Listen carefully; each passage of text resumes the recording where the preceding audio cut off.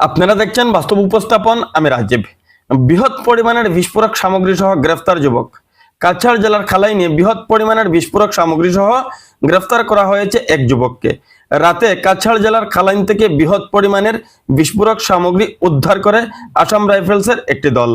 গোপন তথ্যের ভিত্তিতে আসাম রাইফেলসের দলটি আসাম মেঘালয় সীমান্তের খালাইন থানা এলাকার পাদরিটিলা অঞ্চলে মেঘালয়ের দিক থেকে আগত একটি টাটা সুমো গাড়িকে আটক করে।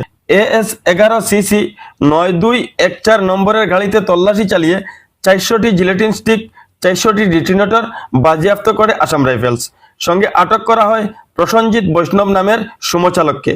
ধৃত প্রসঞ্জিৎ কাছাড় জেলার গুমড়ার বাসিন্দা। সেনাবাহিনীর জওয়ানরা বিস্ফোরক সামগ্রী সমেত ধৃতকে খালাইন পুলিশের কাছে সমঝে দিয়েছেন। পুলিশ মামলা নথিভুক্ত করে তদন্ত শুরু করেছে।